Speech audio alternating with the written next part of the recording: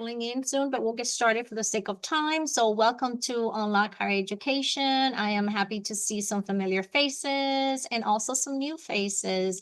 Again, this is our monthly meeting that we come together as a coalition to bring voices of formerly incarcerated individuals, but also institutions, individuals in space of education, individuals in space of corrections, for the purpose of furthering access to higher education to those individuals who are interested, right? So our goal is to always bring those voices of the work being done so that we can learn from those communities, so that we can collaborate, so that we can network, so that we can come up with best practices that fits our space, our community, and our state. But with that said, I will take a couple of minutes for us to meet each other on breakout rooms. We will talk about, in our breakout rooms, we can talk about, our name, the location, the organization, and what brings us here, the work that we do. So Mickey will be putting us in some breakout rooms so that we can get to know each other a little bit better. And then I'll come back and discuss maybe one or two of those who've learned some new stuff today. So with that, I'll pass it on to Mickey to start sending us to those breakout rooms.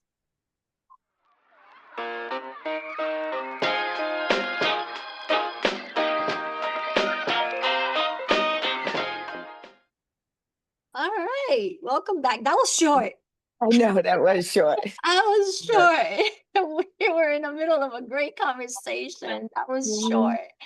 But with that, I'll open the floor for a few of you that want to share what they learned in this breakout room, who they met, the work that is being done, or if you want to talk about your work in particular. So we have a few minutes before we introduce our speaker for the month.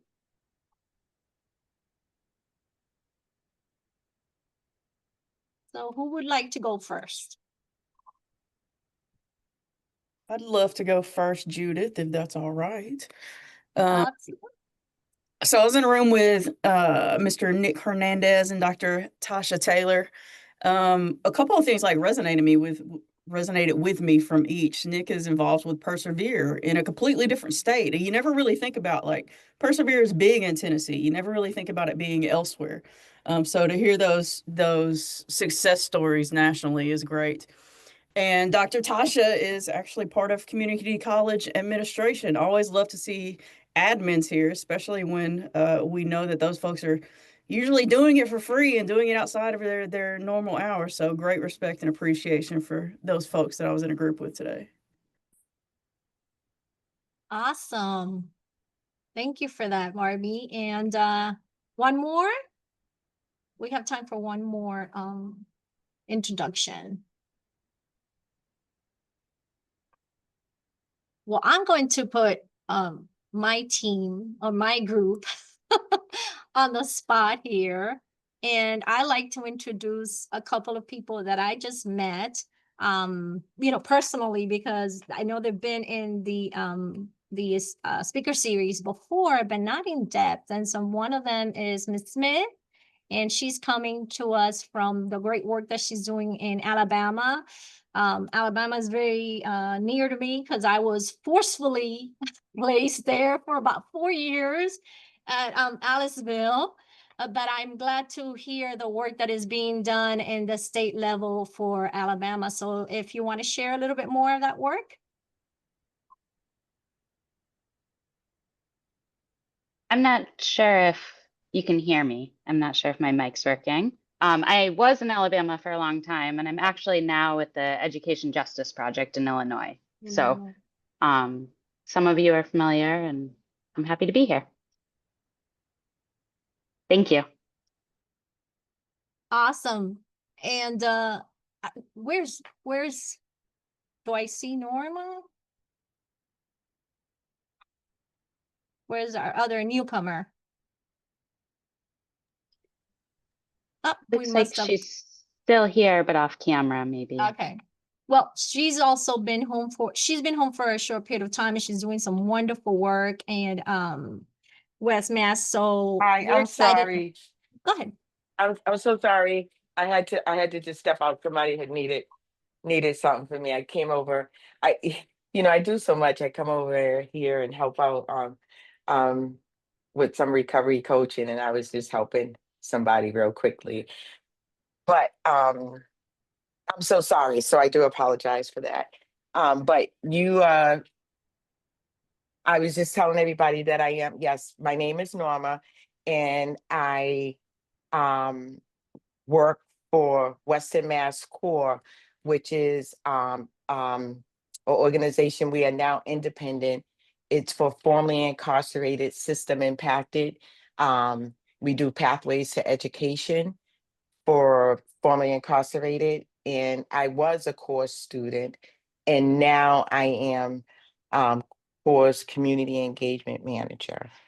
And you know, like I was saying that I I did jail and prison. So I my sentence was long enough that I ended up in jail and prison.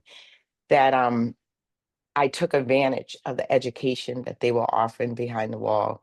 I did receive my culinary arts, and then coming out, I pushed it to get my recovery coach and then my community health worker. And now I'm working on my addiction services. But my main thing is what I love about this work is that, this I know the barriers and the stigma that comes with formerly incarcerated. Um, I know the barriers that are there behind the wall.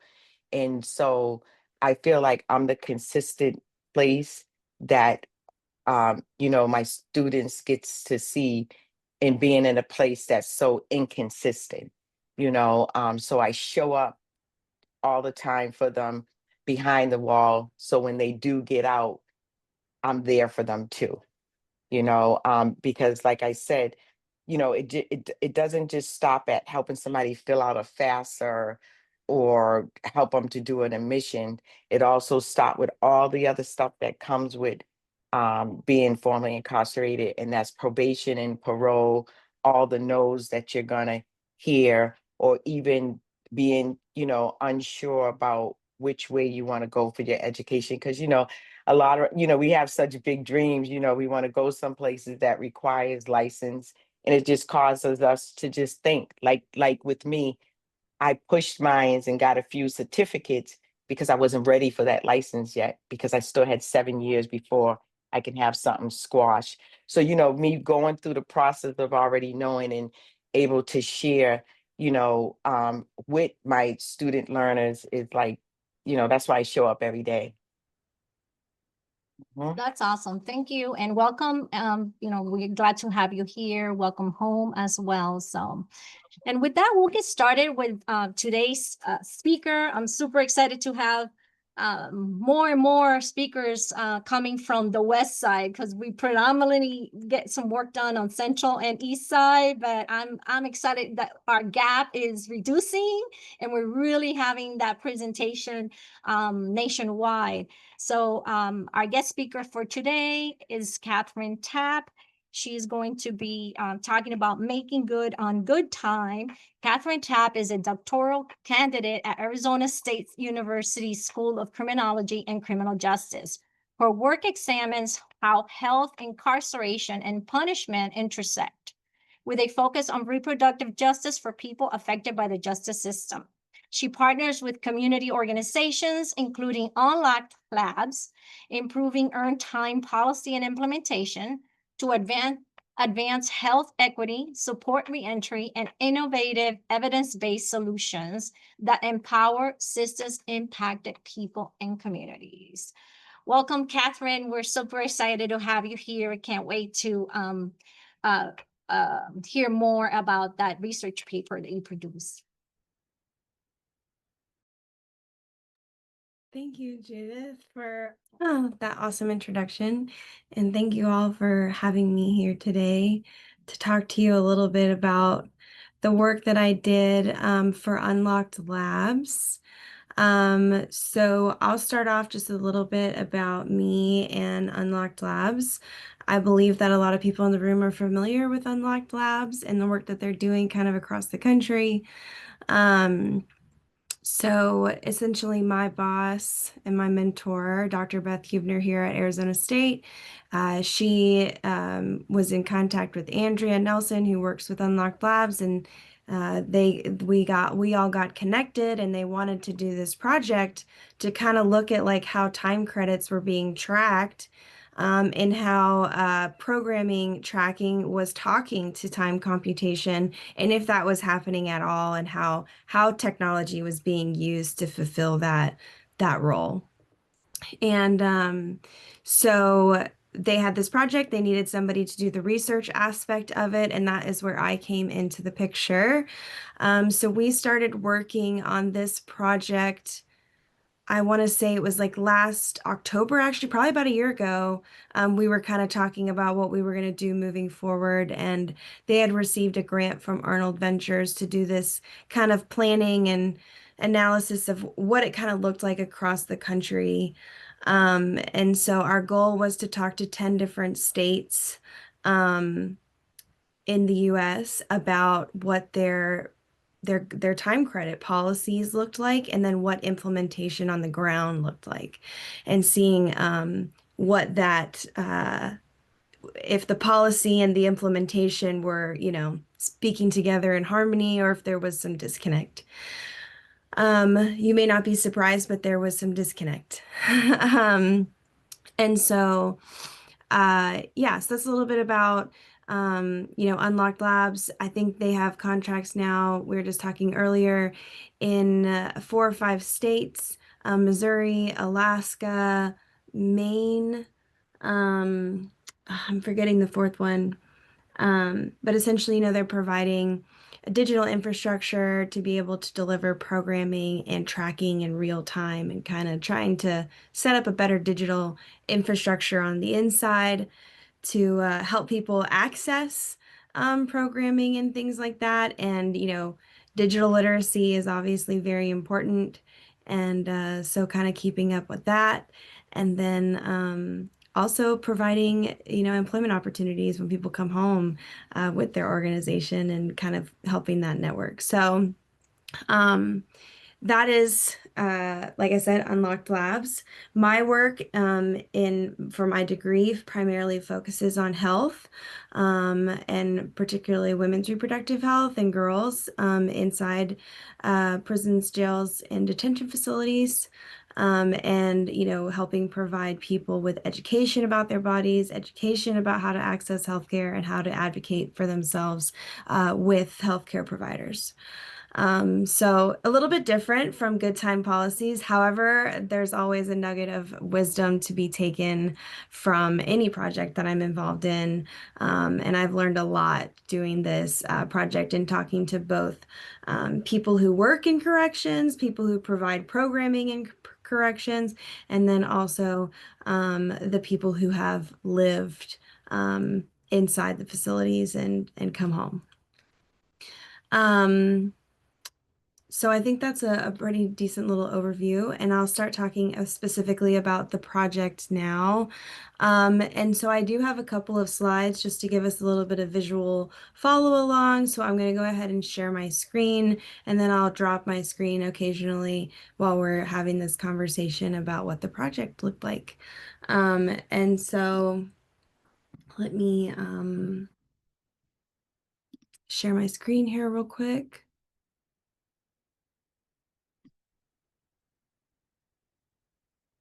All right, and let's do view slideshow. Okay, so like I said, the project was funded by Arnold Ventures in partnership with Unlocked Labs, and then ASU. We were the research people that did it. So I was making good on good time. And so to start off, before I came into the picture, they actually had Brian Cave, it's a law agency, do a legal analysis of what did the good time policies look like across the country.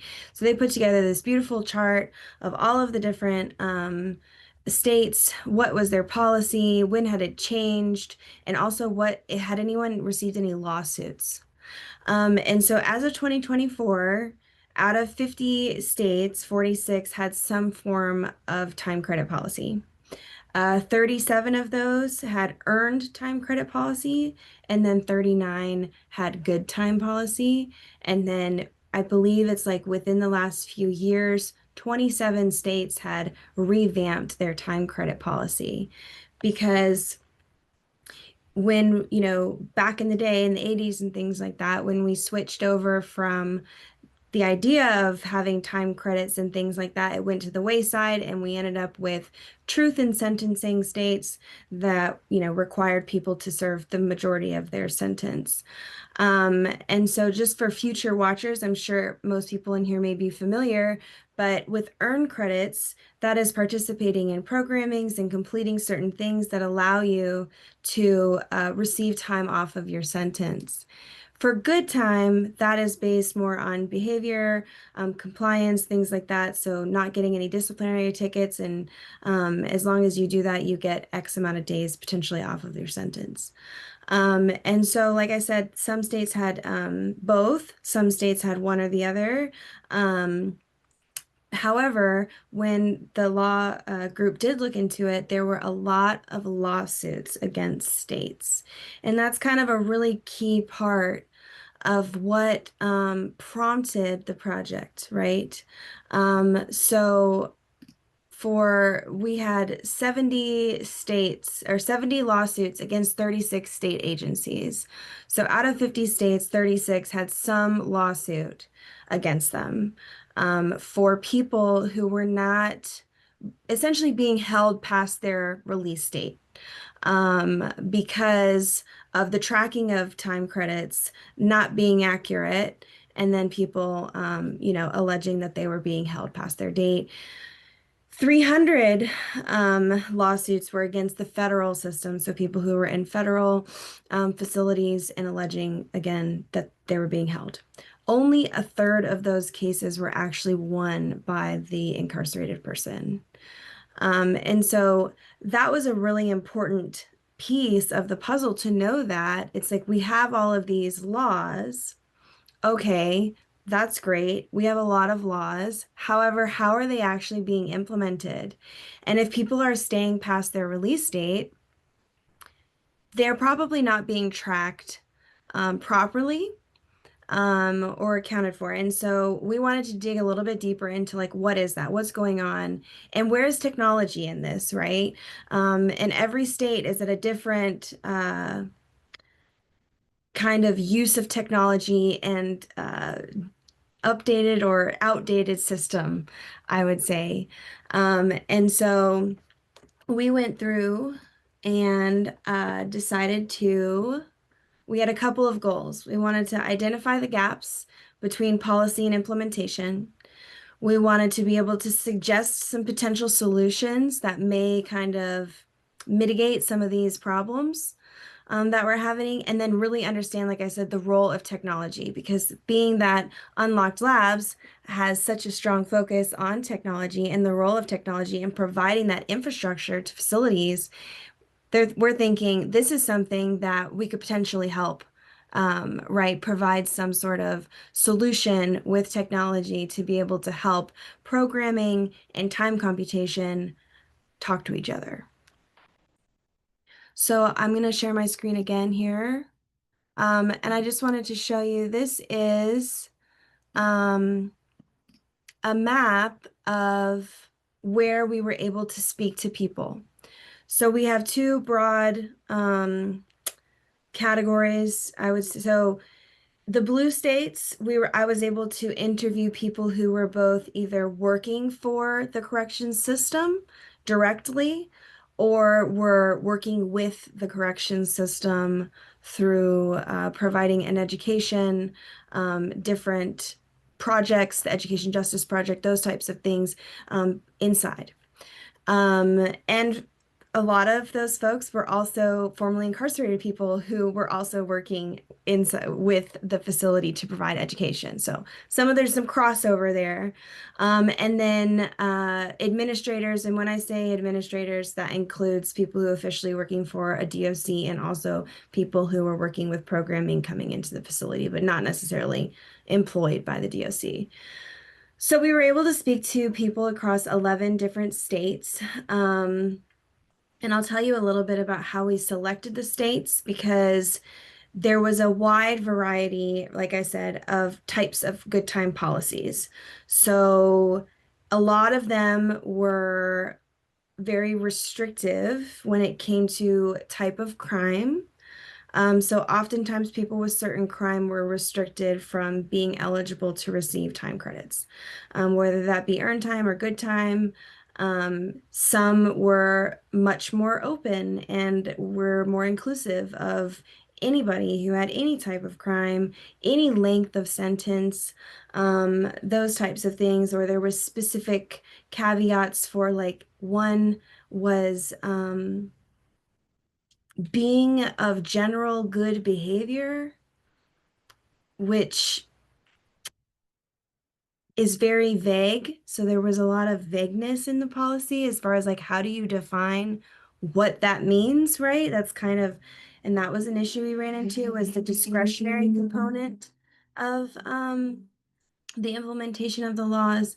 And then it was like, if you did a heroic act of saving a life, you could receive a certain number of days. Sometimes it was up to like the commissioner or the warden, or, there was a lot of discretion in how these time credits were going to be implemented.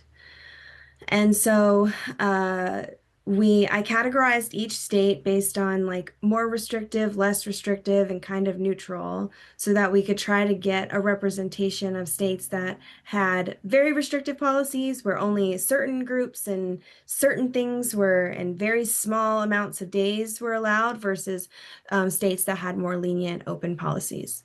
And then we, of course, wanted to try and represent the different geographic areas. So we came up with 14 states, and we were able to speak to 11. And then I ended up doing 35 interviews with both people who worked in corrections and formerly incarcerated folks. And that was through January through May of this year. And then we were able to kind of synthesize all the information down from everybody and come up with some general themes across what people were saying in these interviews. And so essentially, these are kind of the 4 key takeaways, and I'll dive a little bit deeper into them, but just to give you a quick look at them right now before I drop my screen, is outdated and fragmented tracking systems, and that came for both time computation and programming. Technology exists. People have tablets. People have dashboards. People have, some people just have Excel spreadsheets. Like I said, it was very wide. But oftentimes when there was technology, it wasn't being utilized to its full capability, to potentially kind of increase access and provide some better tracking. Policy reform, states, laws are evolving kind of all of the time. And so it was difficult for the law to change and that to trickle down into actually getting that policy implemented into the different facilities. And that varied across facility within state, right? Like within one state, because they would have different levels of staffing, things like that. And then, like I mentioned, the restrictive or discretionary policy framework. So oftentimes the policy was vague, it restricted to certain people, and then there was a lot of discretion onto who was going to allow you to get those credits. So I'll speak just a little bit more about each of these and some of the things that And I'll show you some quotes from people in a second. But essentially, there were states that had much smaller. So I like to use this comparison. For Maine, they have less than like 3,000 people incarcerated in the entire state. In Arizona, we have like 38,000 people. So you can imagine the infrastructure needed to track either or is vastly different. However, technology can be utilized in both places, even for states that have much smaller populations. And so some facilities were still operating on DOS, which I'm not a huge tech person, but to my understanding, DOS is quite antiquated and old. And if they weren't operating on that, they had only recently kind of updated their system to use a different thing. One gentleman was telling me that he had moved from a different state, and the state that he had been in before was working on using DOS to track. And the problem is if something went wrong with that system, they had nobody to know how to fix it. Because it was so antiquated. And so there was some issues there. And then most states had time computation and programming. There may have been technology for both of them, but oftentimes the systems were not connected, and it required some sort of manual, either passing of information or something like that, so that it wasn't just automated. It wasn't like Susie finished doing her GED and now Susie gets 5 months or a month or whatever it is, and that's going to go directly to time computation and it's going to calculate it, and then you're going to see it update. Most states weren't like that. Some states had better tracking. And then, but if for instance, a lot of people could lose good time if they did end up getting some sort of disciplinary infraction or something like that. That again was discretionary as to who got their good time taken, who did not, who was told that they were going to lose good time for a certain infraction. There was one participant, she was told that she was not going to lose her good time for this infraction, and she ended up losing her good time. And then she was told she would be able to get the good time back, and then she was not able to get the good time back.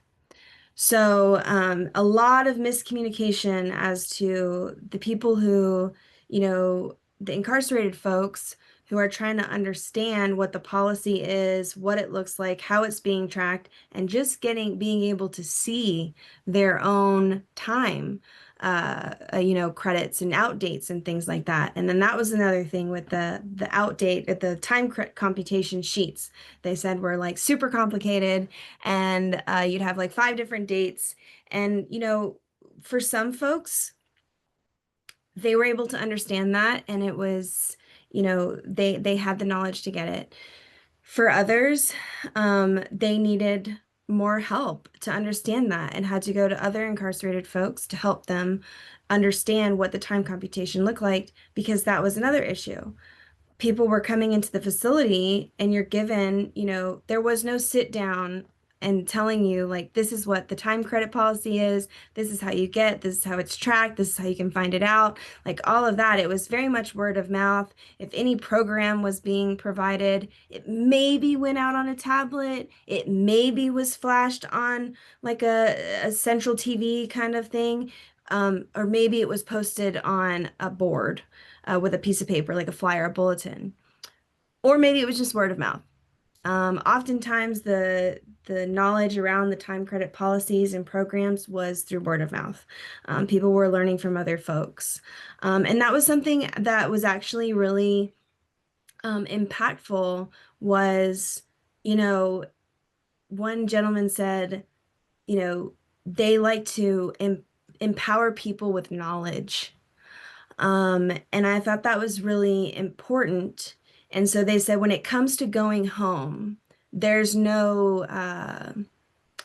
groupings, right? Like everyone is together. When it comes to going home and getting out, like they were all going to help each other. And so,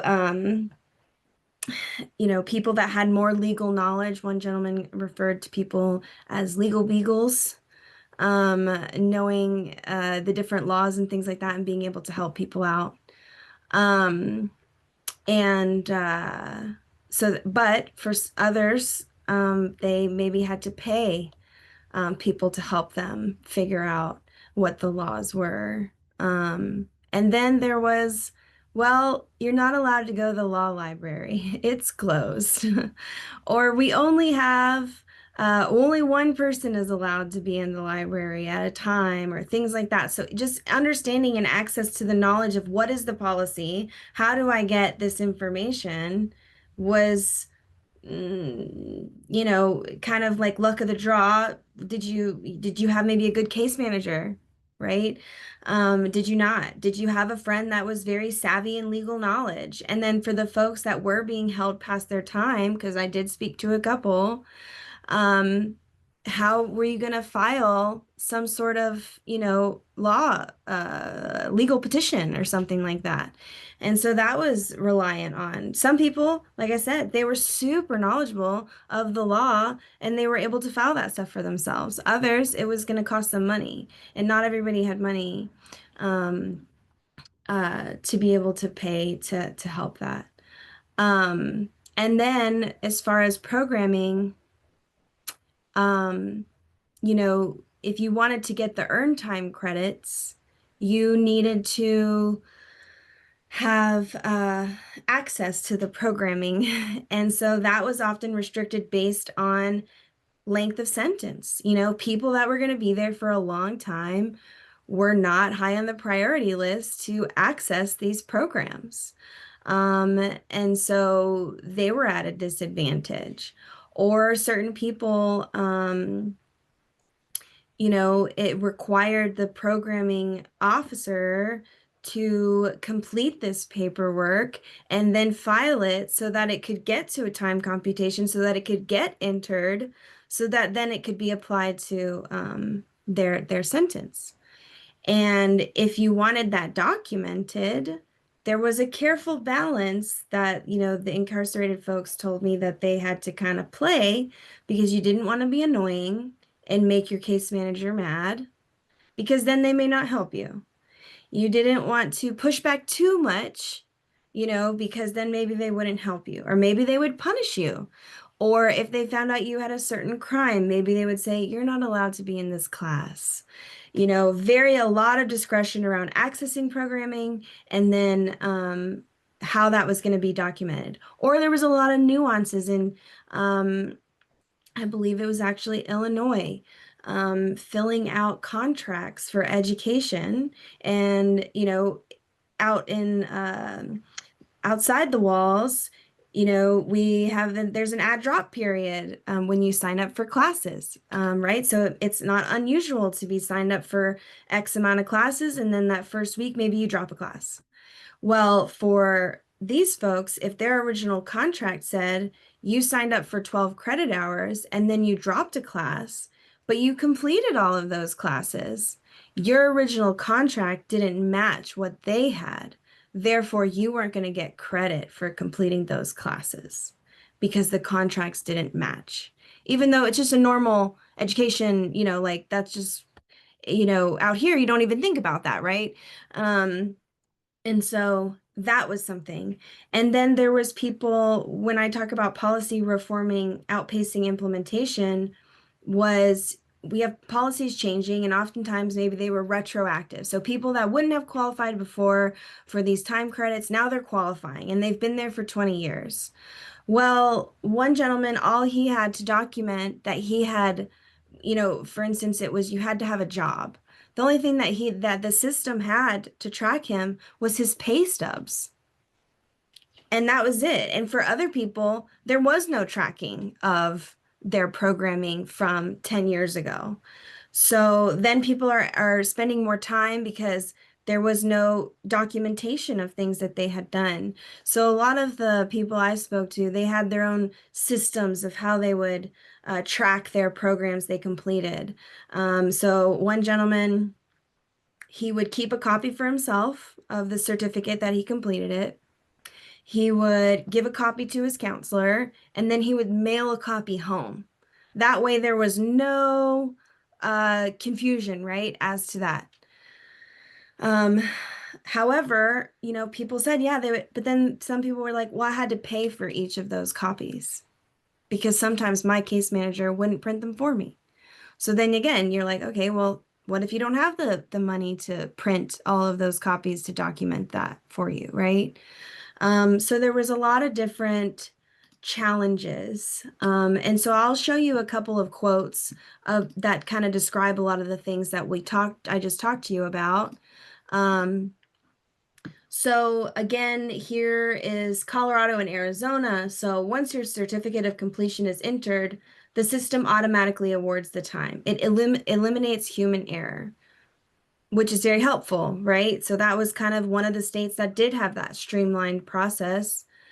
However, there was an issue on the back end. So when people would take away time, like when you would take away time, or any auditing. Some places may have this updated system, but there wasn't necessarily auditing involved.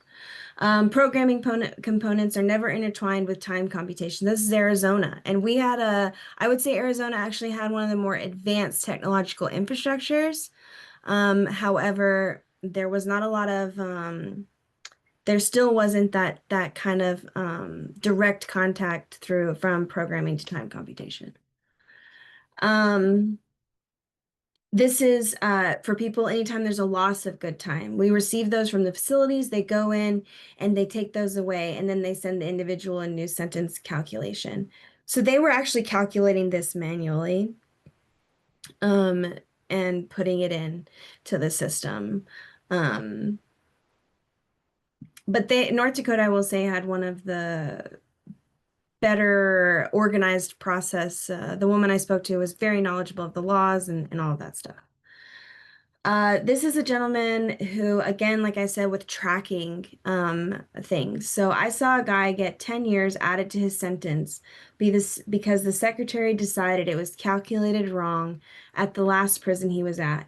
He was preparing for a parole hearing 30 days away and they canceled it. It was terrible, and it was all done by staff who weren't legally trained to understand the law.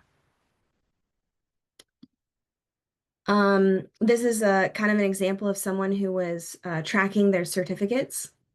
So when I saw the parole board, I had a stack of certificates because that's how you tracked programs in there.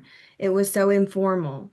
I brought certificates from the early 2000s and late 1990s. They didn't even know what they were.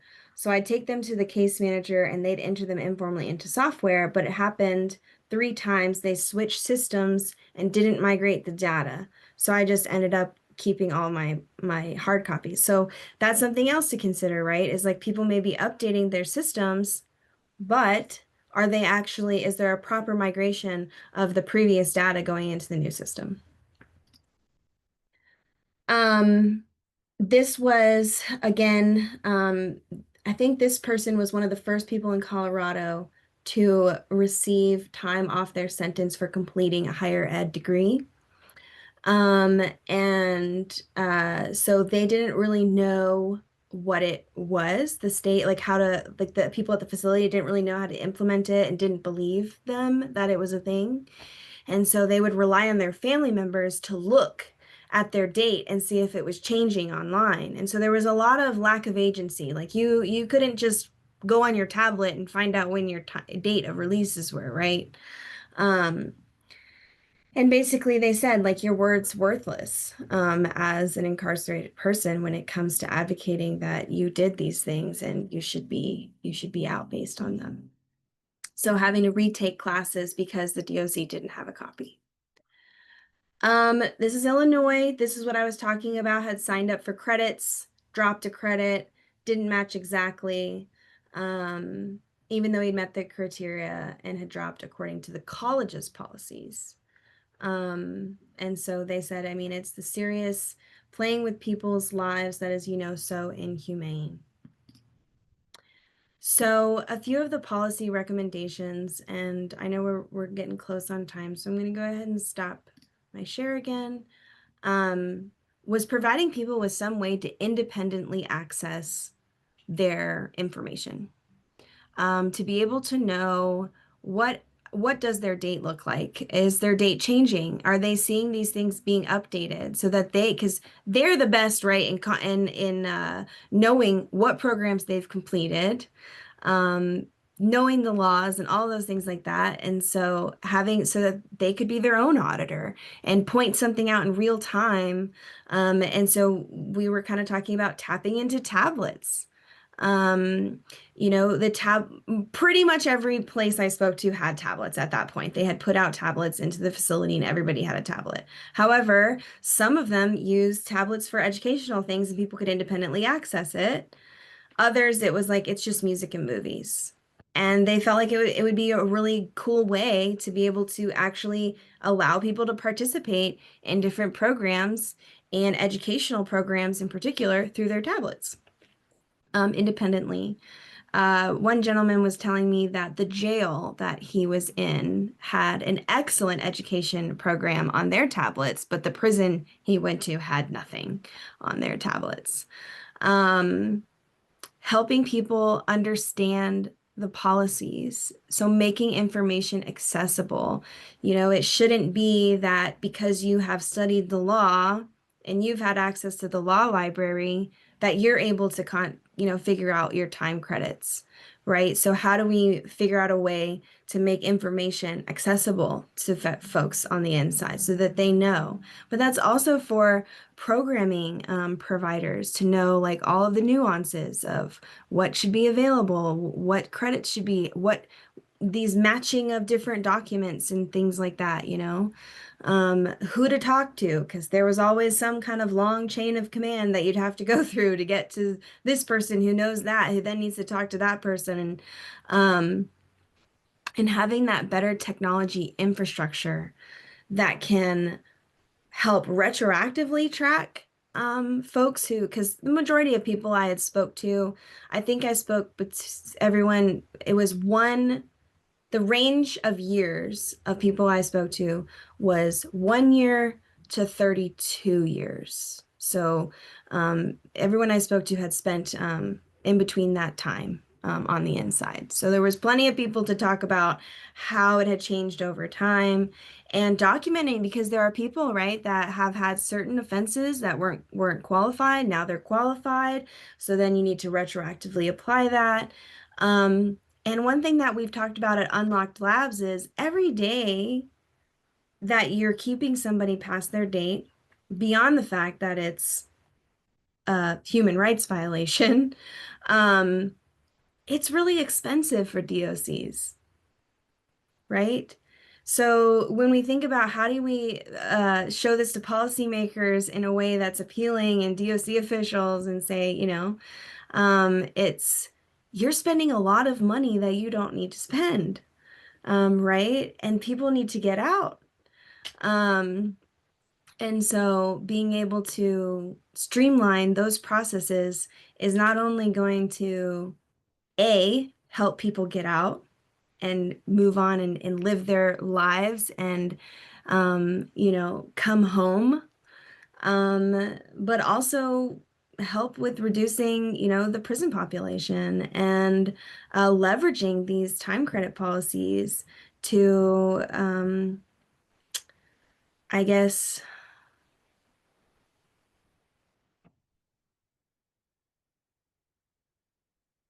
it could be a win-win for everybody, I guess, when you need to make something palatable to the masses of what could this look like. But most importantly, it would get people home.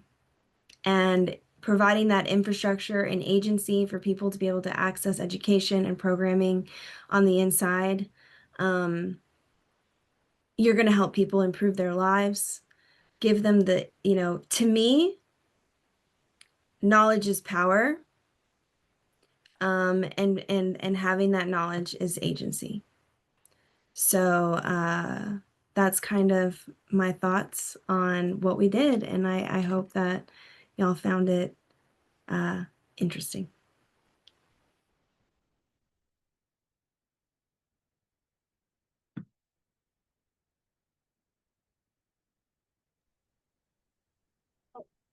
We can open it up for a few questions, a couple of minutes before we wrap up. If we have any questions for Kathryn, this was a phenomenal, very in-depth summary of what you guys have been able to discover, and it just resonated on me how the impediments constantly exist even when policies and legislation is changing. Like for once, I had to maneuver myself into being an employee of education department because my length of sentence did not allow me to provide any programming because I was way out there. And so I was not a priority. So the only way I could get anything is by being either a clerk, a facilitator, an aide, or whatever those titles, so that I can really get that credit, because they didn't pay you for it. So they gave you in turn the credits. And it was very difficult whenever we transferred from one facility to the other to make sure that those credits went with you. So I always made it a point to keep a monthly report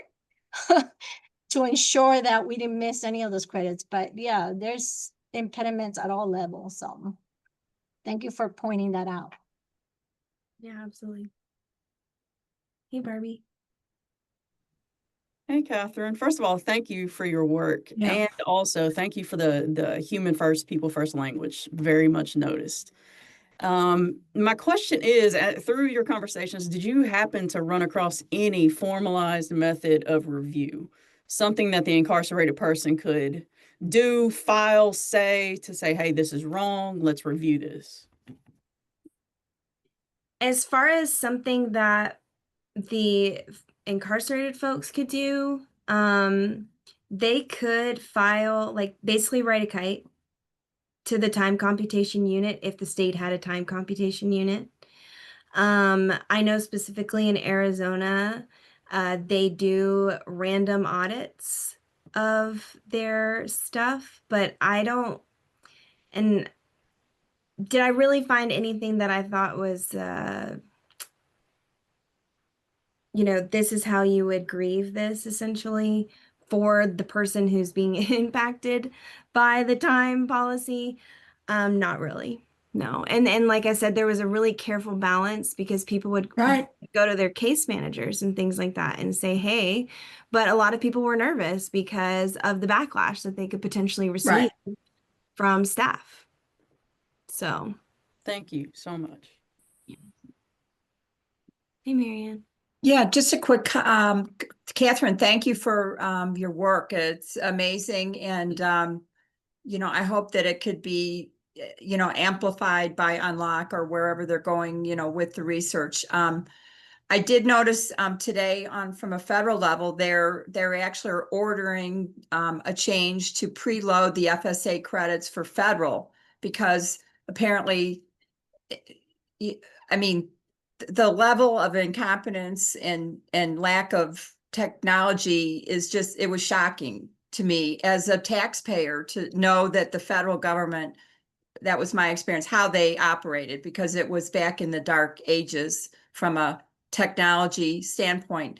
But the issue of intimidation, you brought up being afraid to challenge. I was like an in-house calculator for women's credits and programming. And but I think it starts at the top, and the question is, the motivation of the incarceration system. It's a profitable business. So my sense was you could give them any kind of technology, but without accountability of the senior, at the highest level of the incarceration systems, their motivation is not to let people out, it's to keep people in. And so, manual or technology doesn't matter if at the top of it, it's intimidation and And there's no accountability. So I'm just hoping from a policy standpoint, the accountability of the people running those operations is really all that will ever change how it gets pushed down. But the technology certainly would be helpful, but you've got to get to the core management of the facility and the motivation behind it. But thank you so much. Really, thank you. Hey, Nick.